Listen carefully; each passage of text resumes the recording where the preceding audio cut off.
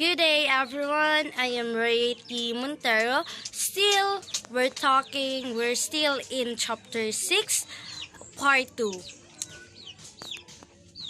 Learners with difficulty seeing. So, for this part 2, we have consist of 4 parts, which are the definition, the identification, the learning characteristics, and the fourth one is the general education adaptation. So let's talk about the definition first. So learners with difficulty seeing are those students with issues regarding sight that interfere with academics. They are those students who wear glasses, as you can see in the picture. Yung mga blurry, yung vision nila blurry, na kung ipapaupo sila sa hulihan ay medyo hindi nila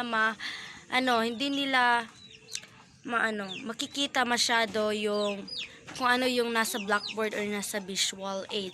So, according to Individuals with Disability Education Act, or the IDEA, states that even with correction, adverse affects a child's educational performance, which includes both partial sight and blindness. So, as you can say, they are the students na medyo blurred, yung matatawag nating visually impaired, even though paano lang yung vision nila, yung pagiging impaired ng vision nila is mild lang or severe ba. That's it. So, learners with difficulty seeing, we will move in the identification. How will be able to identify these students? So, first, they're those students who often have physical signs such as crossed eyes, squinting, and eyes that turns outwards. Yung eyes gumaganon sila. So, they're those students. Makikita mo yon na masasabi mo na they are visually impaired once you look into their eyes. Sa mata makikita, joke. So, they also those students who like to sit near the instructional materials, or at times would stand up and go near to visual aid. So, way back in high school, I have classmate na matawag na tong medyo mild lang kasi umuupo siya sa hulihan, but then kasagaran jud naadyo siya sa atubangan nya dako kay siyang tawo. So wapud mi mabuhat na mag-adjust na lang mi kaysa dili siya maka-learn pod. So magsige lang siya tindog-tindog kaysa mo sa mani. So kami as his classmate, kami na lang mag-adjust, bahala kami magtindog sa likodan. So then learners with difficulty seeing may also show poor eye-hand coordination. So when we say poor eye-hand coordination, this is their writing. Yung handwritten nila, makikita natin na, for example, pag pinapasulat natin sila sa plain bond paper, 'di ba wala na siyang line? And then magsulat na siya direktlikan. Moadto na sila sa paimabaw, or ang uban pod either paubos. So magkaan-ana na ilang litera o ilang sinulatan, so magbalod-balod. So another example, those students who have difficulty in seeing tends to show poor performance when it comes to sports, especially if padulaon ni muna sila og table tennis or badminton. If kung mag-rally na di ara na siya, magkapaspas naman na, and then when we say na medyo blurred nga, paingon sa iyahan na tong kuan, bula walang siya kabantay, migad asa to dapit paingon ang bula, especially kanang kuan table tennis nga, lingin gamay ra kaayo ang bola ana. Then if magrally na, magkapaspas man na, that's why mo na kung ingon, they tend to show poor performance when it comes to sports. Another indication is poor academic performance, as these students might have difficulty reading as well as writing. So that's why what I have said earlier na yun nga yung sa handwritten nila makita nato sa ilang handwritten na ay nga dili sila magkalinya. And then, if magbasa sila, is dugay sila mahuman og basa kay lagi medyo blurry ang ilahang vision. So, makana pa na sila maglantaw. So, ganon. Let's move forward with the learning characteristics. So, good visual ability is critical in learning, as we all know, yes, because most school lessons are done through blackboard writing, presentations, or handouts in most major subjects. So, if nag-face-to-face patakaron, for sure na gamit yung blackboard. So, that's what I have said na those students with difficulty seeing is maglisod sila, then sila tong students nga maato yung blackboard pa lang jud maklaro kung unsa tong gisulat.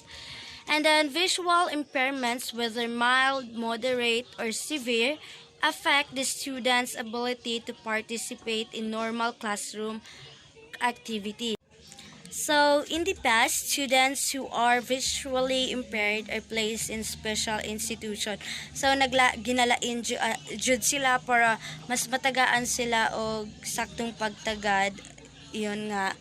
And then, nowadays, most are enrolled with other children who are not visually impaired. So, kay nagkabago naman ang ato ang educational system di are sa ato. So mahibawan jud nato or maadyo tay ma-classmate di jud malikayan nga naa jud maka-enroll same sa ato na kuan jud mga visually impaired sila. Naa sila yung mga kuan. Makita nato siya, wow, genius lagi na siya kay na ay kuan dako nga kuan eyeglasses, but then wata kabalo graded ay to para lang jud mas maulinaw lang jud ang ilaang pananaw.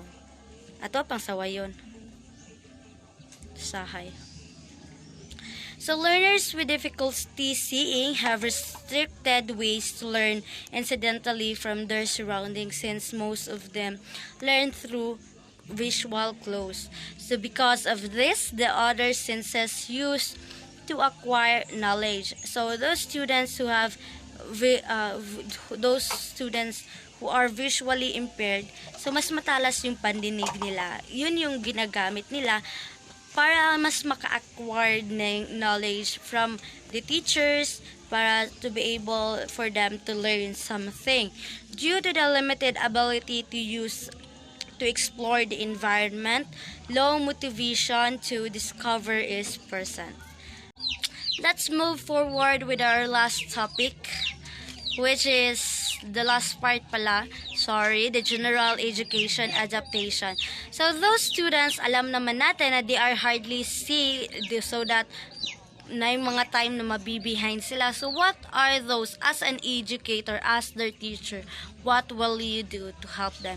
So that's why the following strategies may be considered when teaching those students. So if the use of books is part of your lesson, students with difficulty seeing should be informed ahead of time so that they can be ordered in an audio recorded format or in braille.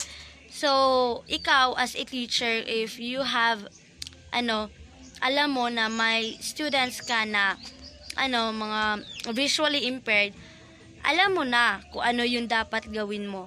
You should make audio recorded format. Yung lessons na, yung lesson mo dapat is, i-record mo, babasahin mo, explain it to them, then you will explain it in a audio recorded format, and then para mas marinig nila ng malinaw, mas mapag-aralan nila.